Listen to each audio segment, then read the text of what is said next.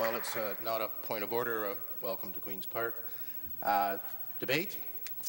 The honourable member from Lanark, Frontenac, Lennox and Addington. Mr. Speaker, the debate starts here. Mr. Speaker, I'm proud to rise today as the representative for the riding of Lanark, Frontenac, Lennox and Addington. To stand up and to speak out for the people of my riding as their progressive Conservative member. Isn't it fitting that a brand new riding has the opportunity to bring a brand new message to Toronto and Queen's Park? That's what we like to hear. A brand new message delivered with conviction, spoken with passion, and that resonates with resolve and respect. The people of Ontario and my riding are blessed with an exceptional ancestry and rich history. Our forefathers came here long ago into a vast land of wilderness and hardships with little more than their dreams and ambitions on their backs and in their minds. However, they would not recognize Ontario today with all our modern technology, our highways, hospitals, high-rises, industry and schools, and with so many conveniences. But all of what we have today is built on the foundations that our ancestors laid. Many of our ancestors came from the old world, where property ownership, individual freedoms, and political representation was unknown. These rights and freedoms were the exclusive domain and privilege of the aristocracy. But with their new freedoms and their labours, they built a new world and a new country. They created prosperity with freedom. However, if our ancestors could see Ontario today, they would see many of the rights, freedoms, and justice that they cherished are being eroded, and we must help to rebuild them. They would see the old world aristocracy they fled migrating into a new world bureaucracy.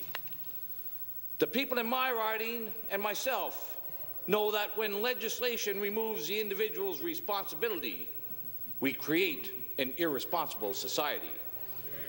And if we remove the rights and freedoms of others, we will lose our own rights tomorrow. We also know that respect for the law is complete only when laws respect people. The Premier's response to my questions last week illustrate the growing difference between urban and rural Ontario. A difference filled with a cradle full of nanny state legislation. Last week I was referred to as an anti-government champion. Whether I'm a champion or not, I do not know. But I am a strong advocate for good government. The Premier also stated he has significantly different views than I. Well, I'm sure that's clear to everyone here. I would say that we are at least a country mile apart on our views about Ontario. The Premier illustrated the difference, saying that he can't take care of his lands. He needs government to do this. That he can't educate or care for his children. He needs government to do that as well. And that he can't build the economy. He needs government. Can't is the word that characterizes the Liberal government. And what I am not. In rural Ontario, we can. We can take care of our lands and our waters. We can take care of our children and our families. And we can build our economy if the government stops telling us we can't. In rural Ontario, we know that governments are created to prevent injustice, not to create injustice. That government is here to represent the people, not to fund special interest groups. Government is here to protect people and their property from others, not from themselves. And that rewards are found by taking risks. Eliminate risk and rewards are lost. Our true heritage and our unique culture must flourish throughout Ontario, both urban and rural. People who can, not people who can't, I learned a lesson a long time ago. It was, if you tolerate injustice, you will accept tyranny. If you tolerate falsehoods, you will breed liars.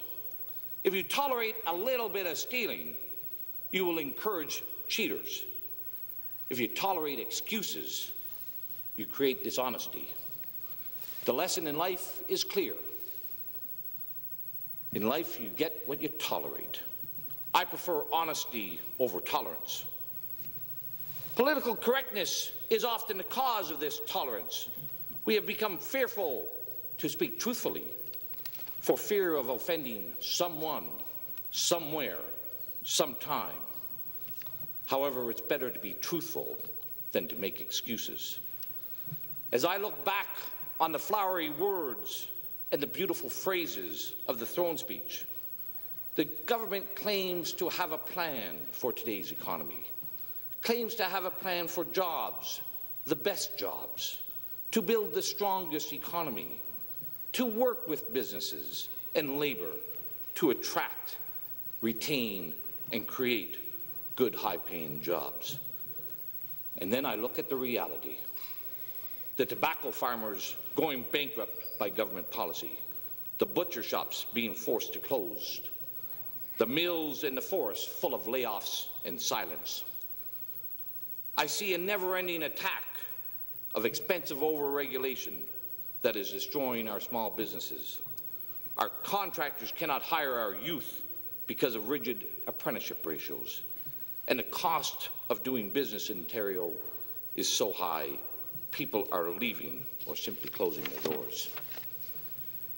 In my view, our rural economy and industries such as Hershey's, Nestle's, and Domtar must stay in Ontario, not leave for Mexico or China. And they cannot be placed on Ontario's endangered species list. In my view, we must remove the red tape, the regulations, and the incompetence so that our farmers' markets, our tourist resorts, our sawmills, and our butchers can flourish, not flounder, and where our children can expect more than the minimum wage. A throne speech full of hollow words ought to be expected after 4 years of broken promises. I know that legislation for the public good grows government, and that legislation that protects individual freedoms trims the bureaucracy. That legislation requires objectives in order to measure accountability. That legislation requires objectives in order to measure accountability. That people who bear the consequence of legislation must be the decision makers and also own the expense. Finally, I understand that there is an exception to every rule, and that legislation is needed for those rare circumstances, not the common occurrence. For 2 weeks now, I have witnessed the workings of our provincial parliament. I see representatives who have put forth significant time and efforts to be elected, and who have an unquenchable thirst and desire and vivid dreams to make changes and improve our province. However, I also see theatrics. I hear the scripted lines of the actors and the actresses, the cameo roles of the stars.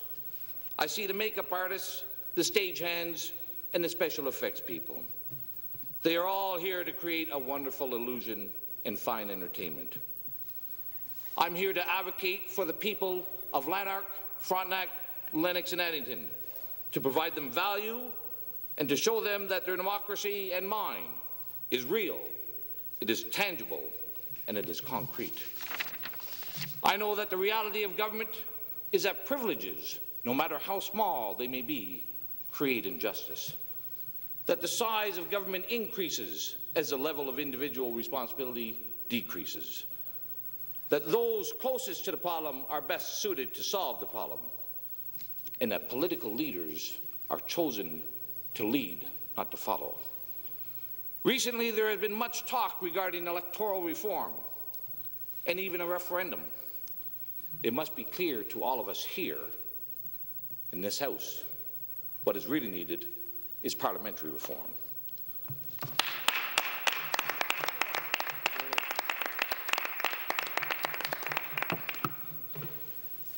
When I look through the looking glass, I see that only 52% of the people still bother to vote and who find value in this legislature. I look forward to restoring the confidence of the other 48% and to give them cause to participate in our democracy.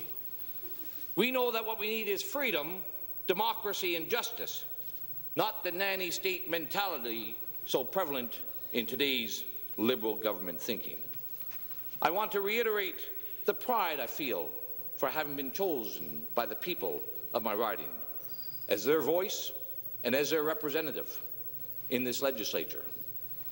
I look forward to the years ahead, working with my colleagues in making a more prosperous Ontario, a more effective Parliament, an Ontario that is full of honest and reasoned discussion and debate, and where the Queen's Park inscription in the hallways, where minds and souls meet find freedom, resonate throughout Ontario.